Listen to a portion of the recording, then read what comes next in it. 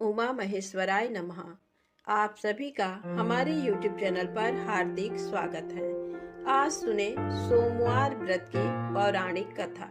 बहुत समय पहले वास्कल नामक गांव में बिंदुक नाम का एक ब्राह्मण रहता था। वह अधर्मी, दुरात्मा एवं महापापी था। उसकी स्त्री बहुत सुंदर थी। उसका नाम चंचुला था।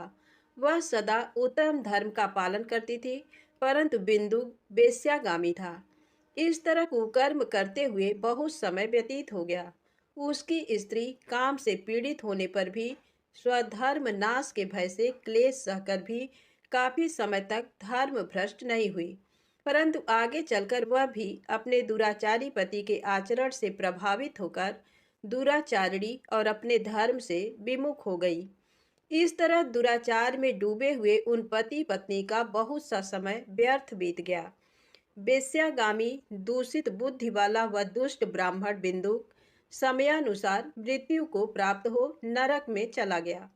बहुत दिनों तक नरक के दुखों को भोग कर वह मूढ़ बुद्धि पापी विंध्य पर्वत पर भयंकर पिशाच हुआ। इधर उस दुराचारी बिंदु के मर जाने पर वह चंचुला नामक स्त्री बहुत समय तक पुत्रों के साथ अपने घर में रहती रही। पति की मृत्यु के बाद वह भी अपने धर्म से गिरकर पर पुरुषों का संग करने लगी थी। सतियां विपत्ति में भी अपने धर्म का पालन करना नहीं छोड़ती। यही तो तप है। तप कठिन तो होता है, लेकिन इसका फल मीठा होता है। एक दिन दैव योग से किसी पुण्य पर्व के आने पर वह अपने भाई बंधुओं के साथ गोकर्ण क्षेत्र में गई। उसने तीर्थ के जल में स्नान किया एवं बंधुजनों के साथ यहाँ वहाँ घूमने लगी। घूमते घूमते वह एक देव मंदिर में गई। वहां उसने एक ब्राह्मण के मुख से भगवान शिव की परम पवित्र एवं मंगलकारी कथा सुनी। कथावाचक ब्राह्मण कह रहे थे कि जो स्त्रियां व्यभिचार करती हैं, वे मरने के बाद जब यमलोक जाती हैं, तब यमराज के दूत उन्हें तरह तरह से यंत्रणा देते हैं। वे उसके कामांगों को तप्त लौह दंडों से दागते हैं। तप्त लौह के पुरुष से उसका संसर्ग कराते हैं। ये सारे दंड इतनी वेदना देने वाले होते हैं कि जीव पुकार पुकार कर कहता है कि अब वह ऐसा नहीं करेगा, लेकिन यमदूत उसे छोड़ते नहीं। कर्मों का फल तो सभी को भोगना पड़ता है। देव, ऋषि, मनुष्य सभी इससे बंधे हुए हैं। ब्राह्मण के मुख से ये वैराग्य बढ़ाने वाली कथा सुनकर चंचुला भय से व्याकुल हो गई। कथा समाप्त होने पर सभी लोग वहां से चले गए। तब कथा बाँचने वाले ब्राह्मण देवता से चंचुला ने कहा, हे ब्राह्मण, धर्म को न जानने के कारण मेरे द्वारा बहुत बड़ा दुराचार हुआ है। स्वामी, मेरे ऊपर कृपा कर मेरा उद्धार कीजिए। आपके प्रवचन को सुनकर मुझे इस संसार से वैराग्य हो गया है। मुझ मूढ़ चित्त वाली पापिनी को धिक्कार है। मैं निंदा के योग्य हूँ। मैं बुरे विषयों में फंसकर अपने धर्म से विमुख हो गई थी। कौन मुझ जैसी कुमार्ग में मन लगाने वाली पापिनी का साथ देगा? जब यमदूत मेरे गले में फंदा डालकर मुझे बांध कर ले जाएंगे और नरक में मेरे शरीर के टुकड़े करेंगे, तब मैं कैसे उन महायातनाओं को सहन कर पाऊंगी? मैं सब प्रकार से नष्ट हो गई हूँ, क्योंकि अभी तक मैं हर तरह से पाप में डूबी रही हूँ। हे ब्राह्मण, आप मेरे गुरु हैं। आप ही मेरे माता पिता हैं। मैं आपके शरण में आई हूँ। मुझ अबला का अब आप ही उद्धार कीजिए।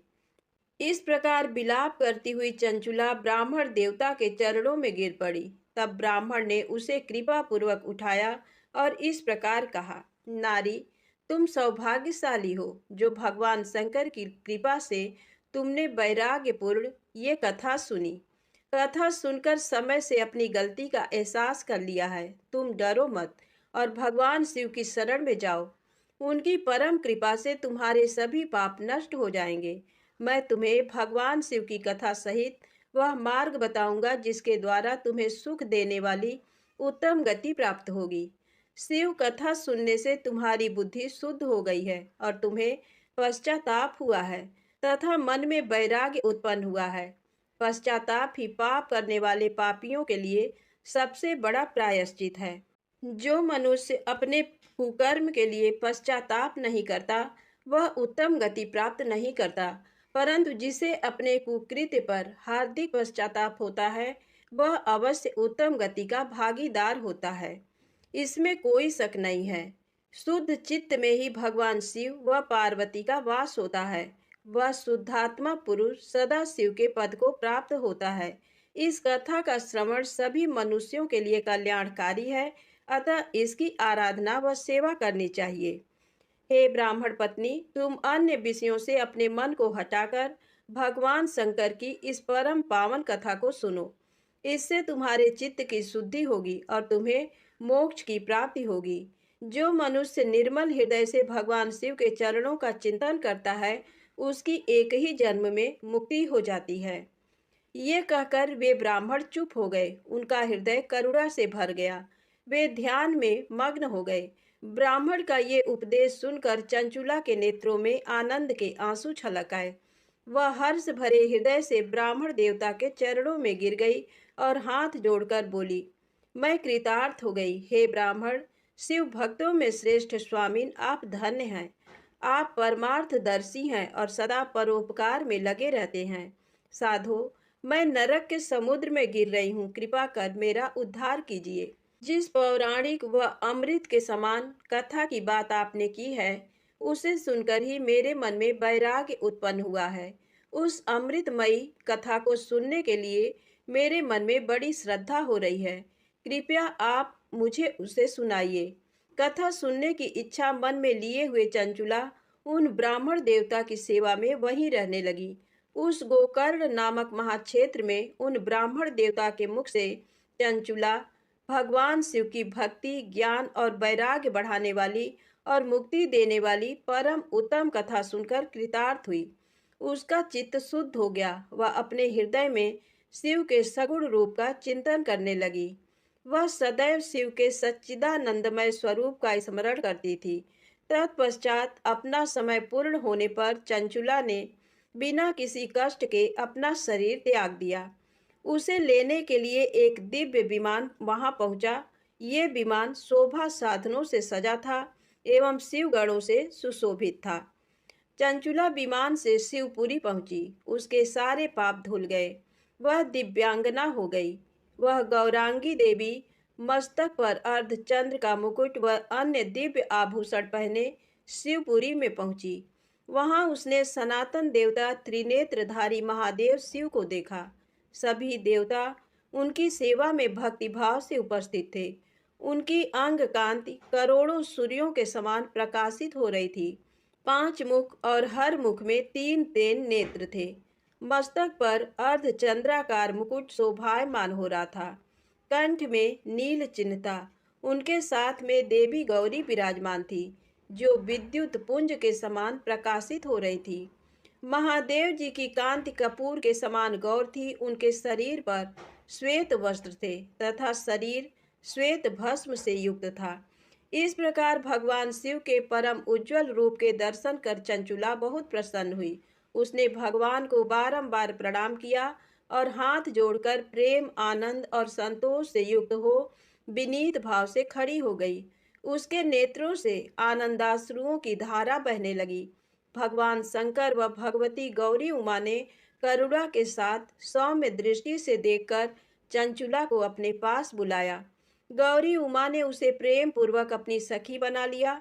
चंचुला सुख पूर्वक भगवान शिव के धाम में उमा देवी की सखी के रूप में निवास करने लगी। एक दिन चंचुला आनंद में मग्न उमा देवी के पास गई और दोनों हाथ जोड़कर उनकी स्तुति करने लगी। हे गिरिराज नंदिनी, स्कंद माता उमा, आप सभी मनुष्यों एवं देवताओं द्वारा पूज्य तथा समस्त सुखों को देने वाली हैं। आप शंभु प्रिया हैं। आप ही सगुणा और निर्गुणा हैं। हे सच्चिदानंद स्वरूपिणी, आप ही प्रकृति की पोषक हैं। हे माता, आप ही संसार की सृष्टि, पालन और संहार करने वाली हैं। इस प्रकार सद्गति प्राप्त चंचुला देवी की स्तुति कर शांत हो गई। उसकी आंखों में प्रेम के आंसू उमड़ आए। तब शंकर प्रिया भक्त वत्सला उमा देवी ने बड़े प्रेम से चंचुला को चुप कराते हुए कहा, सखी चंचुला, मैं तुम्हारी स्तुति से प्रसन्न हूँ। बोलो, क्या वर मांगती हो? चंचुला बोली, हे गिरिराज कुमारी, मेरे पति बिंदुक इस समय कहाँ हैं? उनकी स्थिति कैसी है, मुझे बताइए और कुछ उपाय कीजिए ताकि हम फिर से मिल सकें। हे महादेवी, मेरे पति एक शूद्र जाति वेश्या के प्रति आसक्त थे और पाप में ही डूबे रहते थे। गिरिजा बोली, बेटी, तुम्हारा पति बिंदुक बड़ा पापी था, उसका अंत बड़ा भयानक हुआ। वेश्या का उपभोग करने के कारण वह मूर्ख नरक में अनेक वर्षों तक अनेक प्रकार के दुख भोग कर अब शेष पाप को भोगने के लिए विंध्य पर्वत पर पिशाच की योनि में रह रहा है। वह दुष्ट वहीं वायु पीकर रहता है और सब प्रकार के कष्ट सहता है। गौरी देवी की ये बात सुनकर चंचुला अत्यंत दुखी हो गई। फिर मन को किसी तरह स्थिर करती हुई दुखी हृदय से माँ गौरी से उसने एक बार फिर पूछा, हे महादेवी, मुझ पर कृपा कीजिए और मेरे पापी पति का अब उद्धार कर दीजिए। कृपा करके मुझे वह उपाय बताइए जिससे मेरे पति को उत्तम गति प्राप्त हो सके। गौरी देवी ने कहा, यदि तुम्हारा पति भगवान शिव की पुण्यमयी उत्तम कथा सुने तो वह इस दुर्गति को पार करके उत्तम गति का भागी हो सकता है। अमृत के समान मधुर गौरी देवी का ये वचन सुनकर चंचुला ने दोनों हाथ जोड़कर मस्तक झुकाकर उन्हें बारंबार प्रणाम किया तथा प्रार्थना की कि मेरे पति को भगवान शिव की कथा सुनाने की व्यवस्था कीजिए। ब्राह्मण पत्नी चंचुला के बार बार प्रार्थना करने पर शिव प्रिया गौरी देवी ने भगवान शिव की महिमा का गान करने वाले गंधर्वराज तुम्बुरु को बुलाकर कहा, तुम्बुरो, तुम्हारी भगवान शिव में प्रीति है। तुम मेरे मन की सभी बातें जानकर मेरे कार्यों को सिद्ध करते हो। तुम मेरी इस सखी के साथ विंध्य पर जाओ, वहाँ एक महाघोर और भयंकर पिशाच रहता है। पूर्व जन्म में वह पिशाच बिंदुक नामक ब्राह्मण मेरी इस सखी चंचुला का पति था। वह वेश्यागामी हो गया था। उसने स्नान संध्या आदि नित्य कर्म छोड़कर अपवित्र रहने लगा। क्रोध के कारण उसकी बुद्धि भ्रष्ट हो गई। दुर्जनों से उसकी मित्रता तथा सज्जनों से द्वेष बढ़ गया था। वह अस्त्र शस्त्र से हिंसा करता, लोगों को सताता और उनके घरों में आग लगा देता था। चांडालों से दोस्ती करता, वह रोज वेश्या के पास जाता था। पत्नी को त्याग कर दुष्ट लोगों से दोस्ती कर उन्हीं के संपर्क में रहता था। वह मृत्यु तक दुराचार में फंसा रहा। मृत्यु के बाद उसे पापियों के भोग स्थान यमपुर ले जाया गया। वहां घोर नरकों को सहकर इस समय वह विंध्य पर पिशाच बनकर रह रहा है और पापों का फल भोग रहा है। तुम उसके सामने परम पुण्यमयी पापों का नाश करने वाली भगवान शिव की दिव्य कथा का प्रवचन करो। इस कथा को सुनने से उसका हृदय सभी पापों से मुक्त होकर शुद्ध हो जाएगा और वह प्रेत योनि से मुक्त हो जाएगा। दुर्गति मुक्त होने पर उस बिंदुक नामक पिशाच को विमान पर बिठाकर तुम भगवान शिव के पास ले आना। माँ उमा का आदेश पाकर गंधर्व राज तुम्बरो प्रसन्नता पूर्वक अपने भाग्य की सराहना करते हुए चंचुला को साथ लेकर विमान से पिशाच के निवास स्थान विंध्य पर्वत पर गया। वहां पहुंचकर उसने उस विकराल आकृति वाले पिशाच को देखा। उसका शरीर विशाल था, उसकी ठोड़ी बड़ी थी। वह कभी हंसता, कभी रोता, कभी उछलता था। महाबली तुम्बरों ने बिंदुक नामक पिशाच को पासों से बांध लिया। उसके पश्चात तुम्बरों ने कथा बाँचने के लिए स्थान तलाश कर मंडप की रचना की। शीघ्र इस बात का पता लोगों को चल गया कि एक पिशाच के उद्धार हेतु देवी पार्वती की आज्ञा से तुम्बरो भगवान शिव की कथा सुनाने विंध्य पर्वत पर आया है। उस कथा को सुनने के लोभ से बहुत से देवर्षि वहां पहुंच गए। सभी को आदर पूर्वक स्थान दिया गया। पिशाच बिंदु को पांसों में बांधकर आसन पर बिठाया गया और तब तुम्बरू ने परम उत्तम भगवान शिव की अमृत कथा का गान शुरू किया, जिससे सभी श्रोता कृतार्थ हो गए। परम पुण्यमय कथा को सुनकर पिशाच सभी पापों से मुक्त हो गया और उसने पिशाच शरीर का त्याग कर दिया। शीघ्र ही उसका रूप दिव्य हो गया। उसका शरीर गौर वर्ण का हो गया। शरीर पर श्वेत वस्त्र एवं पुरुषों के आभूषण आ गए। इस प्रकार दिव्य देहधारी होकर बिंदुक अपनी पत्नी चंचुला के साथ स्वयं भी भगवान शिव का गुणगान करने लगा। उसे इस दिव्य रूप में देखकर सभी को बहुत आश्चर्य हुआ। उसका मन परम आनंद से परिपूर्ण हो गया। सभी भगवान महेश्वर के अद्भुत चरित्र को सुनकर कृतार्थ हो उसका यशोगान करते हुए अपने अपने धाम को चले गए। बिंदु अपनी पत्नी चंचुला के साथ विमान में बैठकर शिवपुरी की ओर चल दिया। महेश्वर के गुणों का गान करता हुआ बिंदु अपनी पत्नी चंचुला व तुम्बुरु के साथ शीघ्र ही शिवधाम पहुंच गया। भगवान शिव व देवी पार्वती ने उसे अपना पार्षद बना लिया। दोनों पति पत्नी सुखपूर्वक भगवान महेश्वर एवं देवी गौरी के श्री चरणों में अविचल निवास पाकर धन्य हो गए। प्रेम से बोले शंकर भगवान गौरी माता की जय हो। अब आइए सुने मनोकामना पूर्ण करने वाली सोमवार व्रत की अगली पौराणिक कथा। इस कथा को श्रद्धा और भक्ति के साथ पूरा अवश्य सुनेगा। एक समय की बात है, किसी नगर में एक साहूकार रहता था। उसके घर में धन की कोई कमी नहीं थी, लेकिन उसकी कोई संतान नहीं थी। इस कारण वह बहुत दुखी था।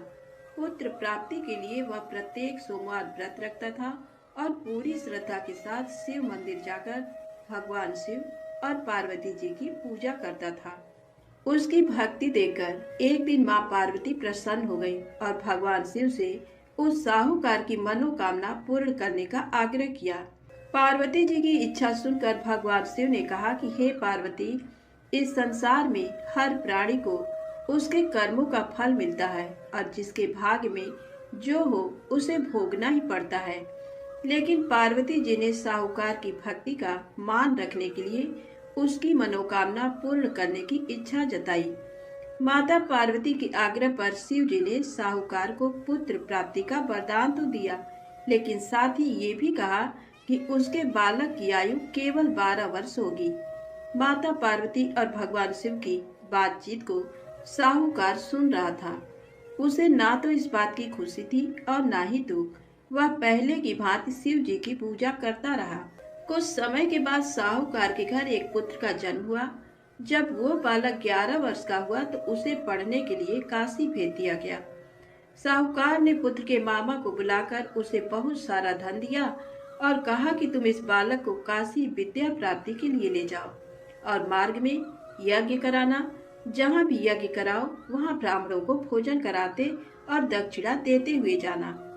दोनों मामा भांजे इसी तरह यज्ञ कराते और ब्राह्मणों को दान दक्षिणा देते काशी की ओर चल पड़े।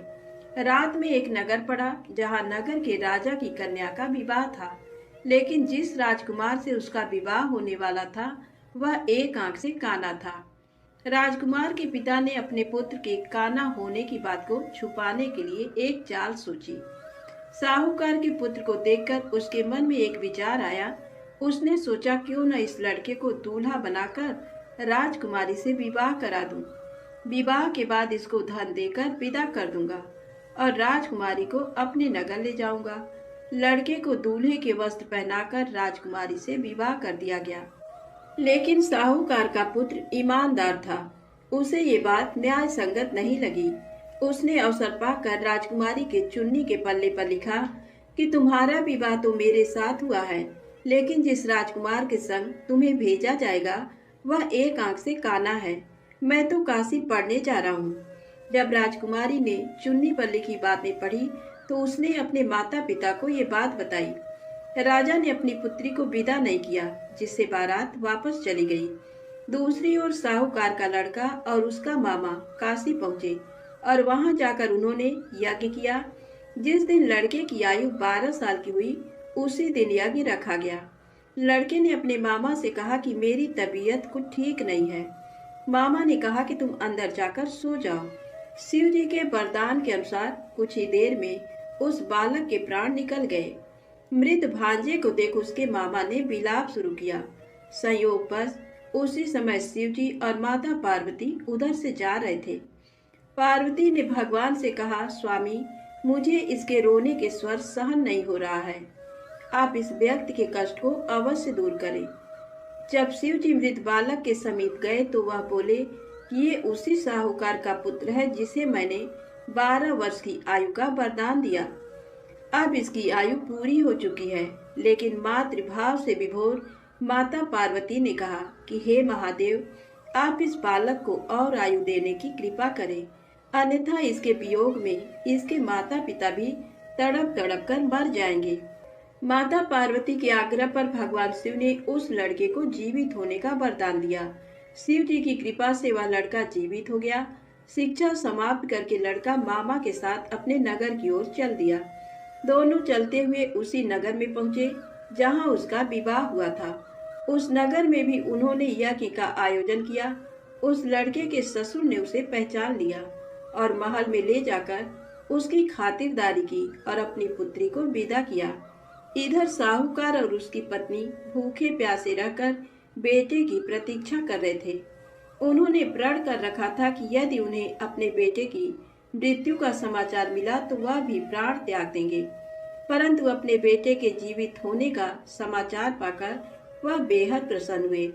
उसी रात भगवान शिव ने व्यापारी के स्वप्न में आकर कहा, हे श्रेष्ठी, मैंने तेरे सोमवार के व्रत करने और व्रत कथा सुनने से प्रसन्न होकर तेरे पुत्र को लंबी आयु प्रदान की है। इसी प्रकार जो कोई सोमवार व्रत करता है या कथा सुनता और पढ़ता है, उसके सभी दुख दूर होते हैं और समस्त मनोकामनाएं पूर्ण होती हैं। प्रेम से बोले शंकर भगवान की जय हो। अब आइए सुने भगवान शिव को बिल्व पत्र क्यों है इतने प्रिय।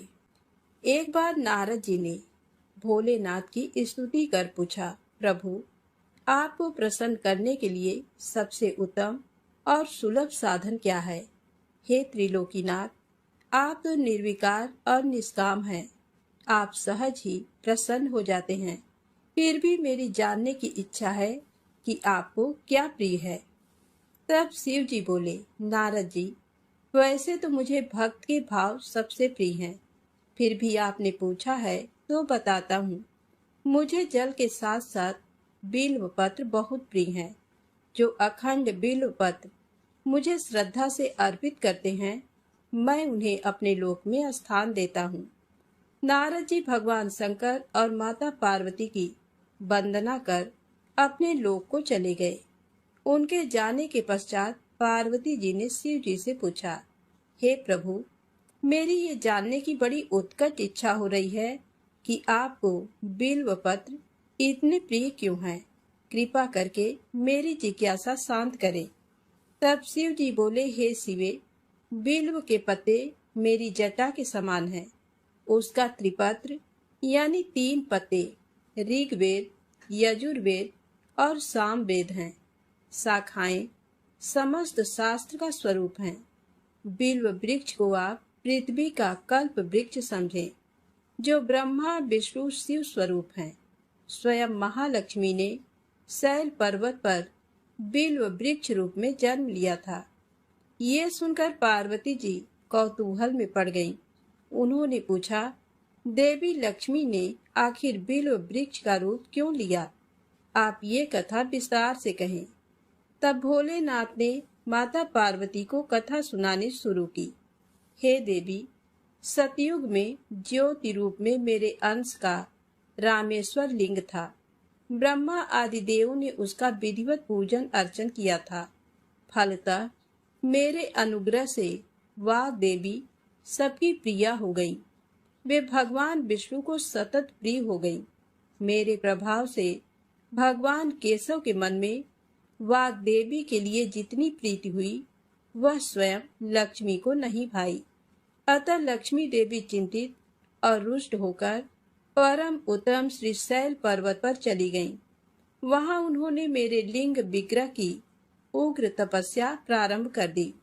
हे परमेश्वरी, कुछ समय बाद महालक्ष्मी जी ने मेरे लिंग विग्रह से थोड़ा ऊर्ध्व में एक वृक्ष का रूप धारण कर लिया और अपने पत्र पुष्प द्वारा निरंतर मेरा पूजन करने लगी। इस तरह उन्होंने 1 करोड़ वर्ष तक आराधना की। अंततः उन्हें मेरा अनुग्रह प्राप्त हुआ। महालक्ष्मी ने मांगा कि श्रीहरि के हृदय में मेरे प्रभाव से वाग्देवी के लिए जो स्नेह हुआ है वह समाप्त हो जाए। शिव जी बोले, हे पार्वती, मैंने महालक्ष्मी को समझाया कि श्रीहरि के हृदय में आपके अतिरिक्त किसी और के लिए कोई प्रेम नहीं है। वाग्देवी के प्रति तो उनकी श्रद्धा है। यह सुनकर लक्ष्मी जी प्रसन्न हो गई और पुनः श्री विष्णु के हृदय में स्थित होकर निरंतर उनके साथ विहार करने लगी। हे पार्वती, महालक्ष्मी के हृदय का एक बड़ा विकार इस प्रकार दूर हुआ था। इस कारण हरिप्रिया उसी वृक्ष रूप में सर्वदा अतिशय भक्ति से भरकर यत्न पूर्वक मेरी पूजा करने लगी। बिल्व इस कारण मुझे बहुत प्रिय है और मैं बिल्व वृक्ष का आश्रय लेकर रहता हूँ। बिल्व वृक्ष को सदा सर्व तीर्थमय एवं सर्व देवमय मानना चाहिए, इसमें तनिक भी संदेह नहीं है। बिल्व पत्र, बिल्व फूल, बिल्व वृक्ष अथवा बिल्व काष्ठ के चंदन से जो मेरा पूजन करता है वह भक्त मेरा प्रिय है। बिल्व वृक्ष को शिव के समान ही समझो, वह मेरा शरीर है। जो बिल्व पर चंदन से मेरा नाम अंकित करके मुझे अर्पण करता है, मैं उसे सभी पापों से मुक्त करके अपने लोक में स्थान देता हूँ। उस व्यक्ति को स्वयं लक्ष्मी जी भी नमस्कार करती हैं। जो बिल्व मूल में प्राण छोड़ता है उसको रुद्र देह प्राप्त होता है।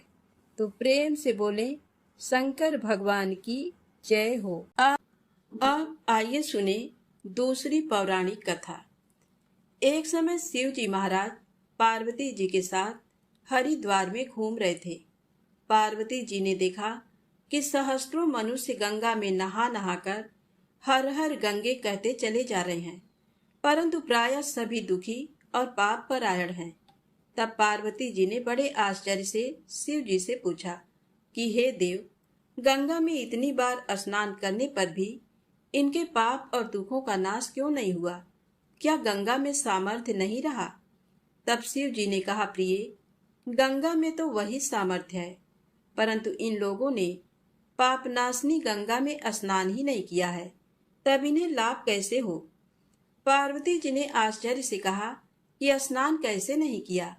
सभी तो नहा नहाकर आ रहे हैं, अभी तक इनके शरीर भी नहीं सूखे हैं। तब शिव जी ने कहा, ये केवल जल में डुबकी लगाकर आ रहे हैं, तुम्हें कल इसका रहस्य समझाऊंगा। दूसरे दिन बड़े जोर की बरसात होने लगी। गलियां कीचड़ से भर गईं। एक चौड़े रास्ते में एक गहरा गड्ढा था। चारों ओर कीचड़ भर रहा था। शिव जी ने लीला से ही वृद्ध रूप धारण कर लिया और दीन विवश की तरह गड्ढे में जाकर ऐसे पड़ गए जैसे कोई मनुष्य चलता चलता गड्ढे में गिर पड़ा हो और निकलने की चेष्टा करने पर भी नहीं निकल पा रहा हो। पार्वती जी को उन्होंने ये समझाकर गड्ढे के पास बैठा दिया कि देखो, तुम लोगों को सुना सुनाकर यूं पुकारती रहो कि मेरे वृद्ध पति अकस्मात गड्ढे में गिर पड़े हैं। कोई पुण्यात्मा इन्हें निकालकर इनके प्राण बचाए और मुझ असहाय की सहायता करे। शिव जी ने ये और समझा दिया कि जब कोई गड्ढे से मुझे निकालने को तैयार हो तब इतना और कह देना कि भाई, मेरे पति सर्वथा निष्पाप हैं और इन्हें वही छुए जो स्वयं निष्पाप हो। यदि आप निष्पाप हैं तभी इनको हाथ लगाइए, नहीं तो हाथ लगाते ही आप भस्म हो जाएंगे। पार्वती जी तथास्तु कहकर गड्ढे के किनारे बैठ गईं और आने जाने वालों को सुना सुनाकर शिव जी की सिखाई हुई बात कहने लगी। गंगा में नहाकर लोगों के दल आ रहे हैं। सुंदर युवती को यूं बैठी देख कईयों के मन में पाप आया। कई लोग लज्जा से डरे तो कईयों को कुछ धर्म का भय हुआ, कई कानून से डरे। कुछ लोगों ने तो पार्वती जी को ये भी सुना दिया कि मरने दे बुढ़े को, क्यों उसके लिए रोती है। आगे और कुछ दयालु सच्चरित्र पुरुष थे। उन्होंने करुणा बसो युवती के पति को निकालना चाहा, परंतु पार्वती के वचन सुनकर वे भी रुक गए। उन्होंने सोचा कि हम गंगा में नहाकर आए हैं तो क्या हुआ, पापी तो हैं ही, कहीं होम करते हाथ न जल जाए। बूढ़े को निकालने जाकर इस स्त्री के कथनानुसार हम स्वयं भस्म न हो जाएं। किसी को साहस नहीं हुआ। सैकड़ों आए, सैकड़ों ने पूछा और चले गए। संध्या हो चली। शिव जी ने कहा, पार्वती, देखा, आया कोई गंगा में नहाने वाला। थोड़ी देर बाद एक जवान हाथ में लोटा लिए हर हर गंगे करता हुआ निकला। पार्वती जी ने उसे भी वही बात कही। युवक का हृदय करुणा से भर आया। उसने शिव जी को निकालने की तैयारी की। तभी पार्वती जी ने रोक कर कहा कि भाई, यदि तुम सर्वथा निष्पाप नहीं होगे तो मेरे पति को छूते ही जल जाओगे। उसने उसी समय बिना किसी संकोच के दृढ़ निश्चय के साथ पार्वती जी से कहा कि माता, मेरे निष्पाप होने में तुझे संदेह क्यों होता है? देखती नहीं, मैं अभी गंगा नहाकर आया हूँ।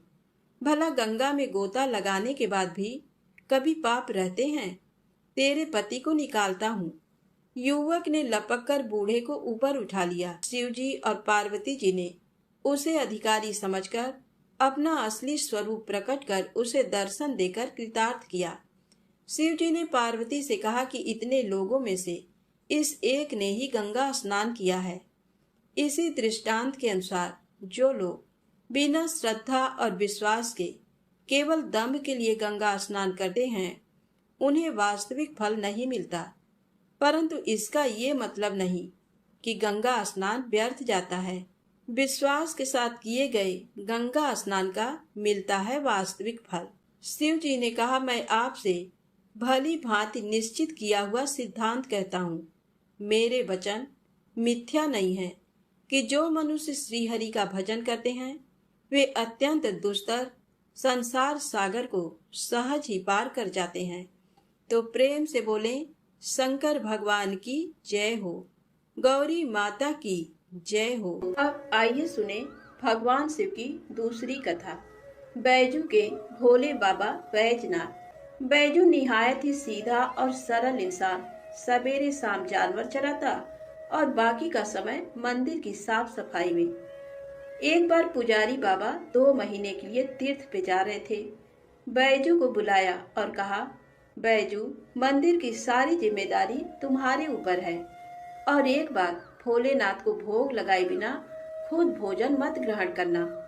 बैजू दूसरे दिन नहा धो के जैसे तैसे बन पड़ा। भोजन तैयार कर भोलेनाथ के सामने थाली लेके हाजिर। बाबा, भोजन कर लो। बाबा टस से मस नहीं। सवेरे से शाम हो गई, ना बाबा ने भोजन ग्रहण किया और ना ही बैजू ने। 2-3 दिन यही सिलसिला चला। चौथे दिन बैजू का धीरज टूट गया। पास पड़ी लाठी उठाई और जकड़ दिया शिवलिंग पे। तत्काल भोलेनाथ हाजिर, पीठ मलते हुए। बोलो बैजू, क्या बात है? बैजू बोला, 4 दिन से तुम्हारे चक्कर में बिना कुछ खाए पिए गुहार लगाए रहे हैं, सुनाई नहीं पड़ा और लाठी जकड़ा नहीं के हाजिर। चलो भोजन करो तो हमहु कुछ खाई। बेचारे भोलेनाथ पीठ मलते चुपचाप आनंद के अतिरेक में डूबे, कच्चा पक्का जैसा भी था खाने लगे। अब बैजू बोला, बाबा, बड़ा कस के लगा है, रुको तुम भोजन करो। कहते हुए बैजू अंदर जाके चंदन लेकर आया, भोलेनाथ के पीठ पे लगाने लगा। भोजन के बाद भोलेनाथ चलने लगे तो बैजू बोला, कल शाम से आ जाइयो, ठीक है ना? बाबा ने कहा, हाँ हाँ बैजू, कल टाइम से आ जाएंगे। अगले दिन भोलेनाथ माता पार्वती के साथ विराजमान। बैजू बोला, बाबा, ये कौन है आपके साथ? तब बाबा ने कहा, तुम्हारी अम्मा है, माता अन्नपूर्णा। बैजू ने कहा, आओ आओ अम्मा। तुरंत बेचारा भाग के दरी ले आया, बिछाया, अंदर से 2 थाली में भोजन लेके हाजिर। बाबा ने पूछा, बैजू, तुम्हारे लिए भोजन बचा है ना? बैजू क्या बताता, बोला, हाँ बाबा, चिंता ना करो, बहुत है। आनंद में डूबे अश्रुपूरित नेत्रों से भोजन खत्म किया। तीसरे दिन फिर माता पार्वती के साथ विराजमान, वो भी समय से पहले। बैजू हक बकाया, बाबा, आज इतनी जल्दी? माता पार्वती मुस्कुराई, बोली, बैजू, आज खाना मैं बनाऊंगी। लाख मना करने के बावजूद बैजू की एक ना चली। माता पार्वती ने भोजन तैयार किया और 3 थाली में सजा के ले आई। भोजन शुरू। बैजू ने तो जिंदगी में ऐसा स्वादिष्ट भोजन किया न था, लेकिन भगवान शिव वही भाव, वह प्रेम के भूखे भोलेनाथ ने पार्वती मैया से कहा, शिवा। माता ने कहा, हाँ स्वामी, आज भोजन में आनंद नहीं आ रहा है। माता की आंखों से आंसू निकल रहे थे। सच स्वामी, ना वो स्वाद है ना वो रस। धन्य है माता अन्नपूर्णा, जिनके नाम मात्र से भोजन में मिठास बढ़ जाए। उनको खुद का बनाया का भोग सामग्री और कहाँ 3 आदमी का भोजन। बेचारे बैजू को अपने जानवर तक बेच देने पड़े। किन्हीं कारणवश पुजारी बाबा बजाय 2 महीनों के 1 महीने के अंदर ही तीर्थ से वापस आ गए। पुजारी बाबा ने बैजू को बुलाया और कहा, बैजू, भोलेनाथ को समय से भोग लगाता था ना?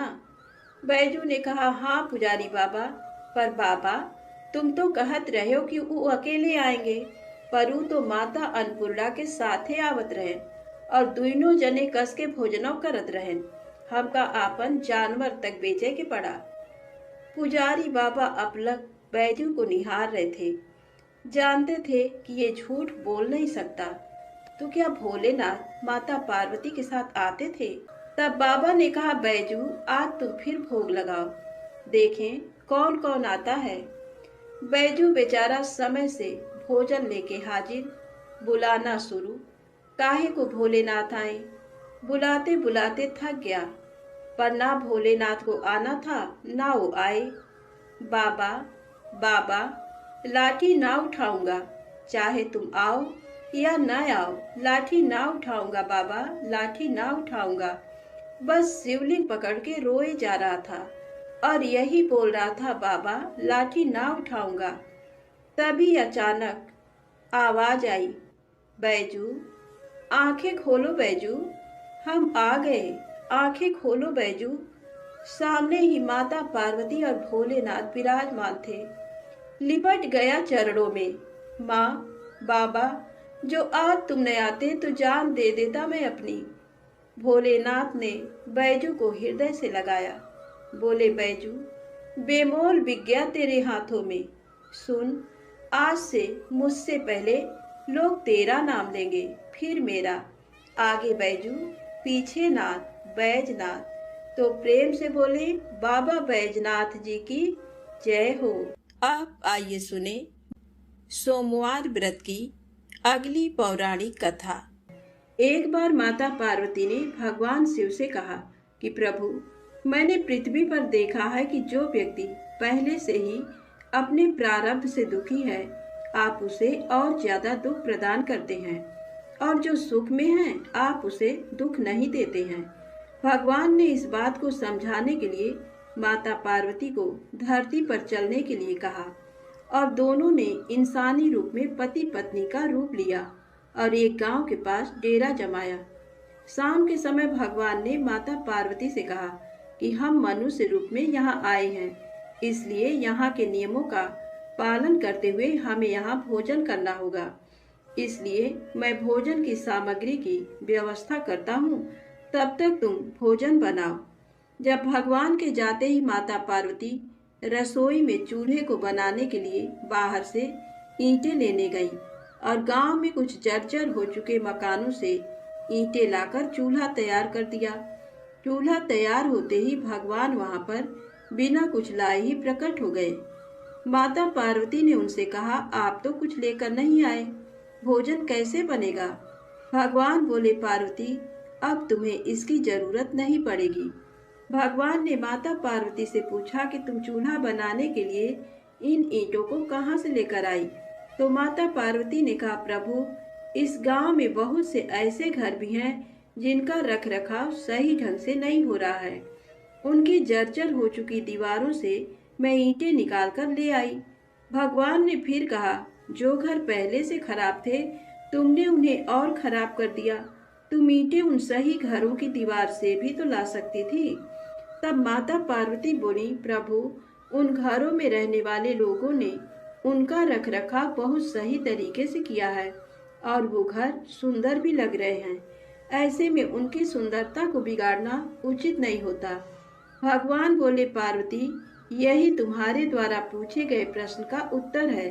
जिन लोगों ने अपने घर का रखरखाव अच्छी तरह से किया है, यानी सही कर्मों से अपने जीवन को सुंदर बना रखा है, उन लोगों को दुख कैसे हो सकता है।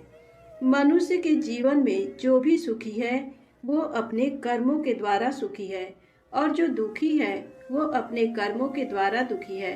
इसलिए हर एक मनुष्य को अपने जीवन में ऐसे ही कर्म करने चाहिए कि जिससे इतनी मजबूत व खूबसूरत इमारत खड़ी हो जाए, कभी भी कोई भी उसकी एक ईंट भी निकालने ना पाए। प्रेम से बोले शंकर भगवान की जय हो।